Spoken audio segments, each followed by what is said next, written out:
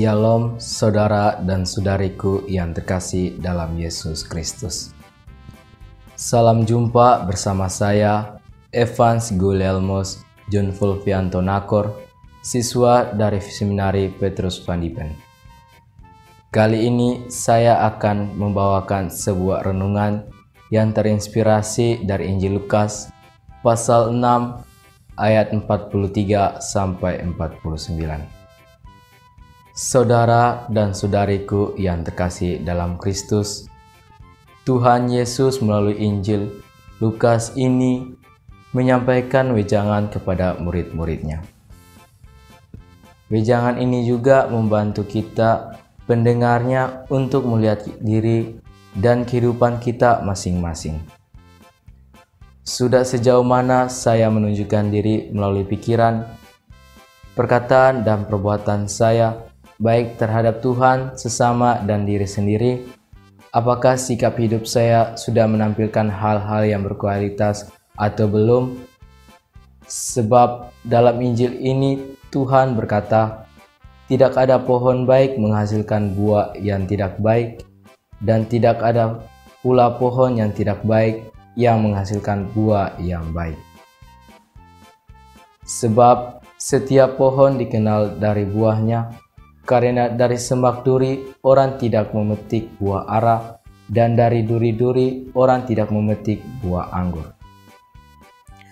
Orang yang baik mengeluarkan barang yang baik dari perbendaharaan hatinya yang baik, tetapi orang jahat mengeluarkan barang yang jahat dari perbendaharaan hatinya yang jahat. Sebab yang diucapkan mulut meluap dari hati. Tuhan Yesus juga ingin agar para pengikutnya menuruti apa yang diajarkannya. Bukan hanya mampu mendengarkan, melainkan juga harus menunjukkan apa yang diajarkan itu ke dalam karya nyata. Sehingga Tuhan mengatakan, "Mengapa kalian berseru kepadaku, Tuhan, Tuhan, padahal kalian tidak melakukannya apa yang kukatakan?" Tuhan Yesus ingin agar kita semua bukan saja menjadi pendengar dari ajarannya, melainkan juga harus menghidupi apa yang diajarkannya dalam kehidupan kita sehari-hari. Para saudara dan saudariku yang terkasih dalam Yesus Kristus, apa yang disampaikan Tuhan Yesus melalui Injil Lukas ini merupakan suatu fondasi hidup beriman. Iman kita muncul dari pendengaran. Apa yang kita dengar, lalu kita percaya, dan bukti dari kepercayaan itu terletak pada kesaksian hidup kita. Kesaksian hidup itu berkaitan dengan apa yang kita pikirkan, apa yang kita ucapkan, dan apa yang kita buat di tengah kehidupan bersama dengan yang lain. Jika fondasi hidup iman kita kuat, tentu kita tidak mudah goyah meskipun itu berupa ancaman sekalipun.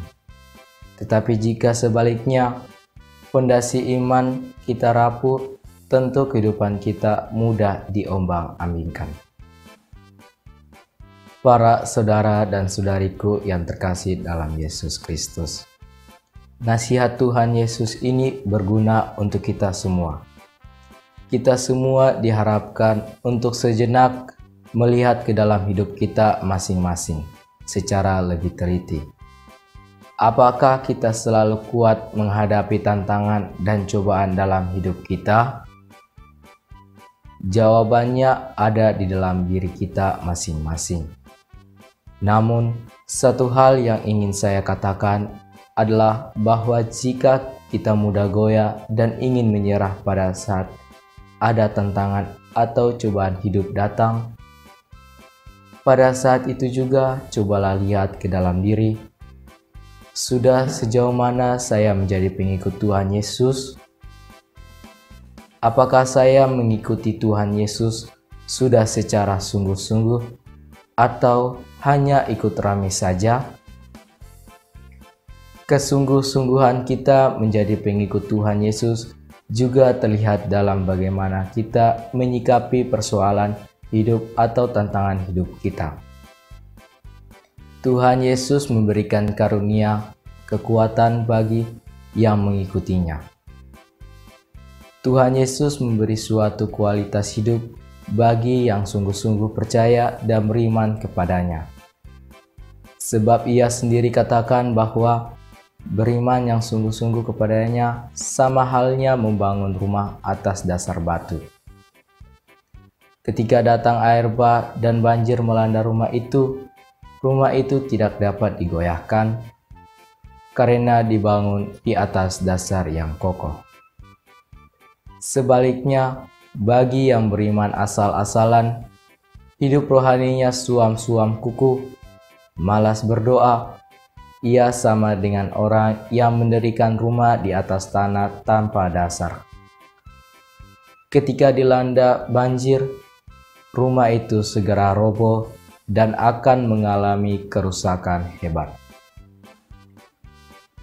Para saudara dan saudariku yang terkasih, semoga renungan singkat ini membantu kita untuk melihat diri kita masing-masing. Di mana posisi saya di antara kedua kualitas itu?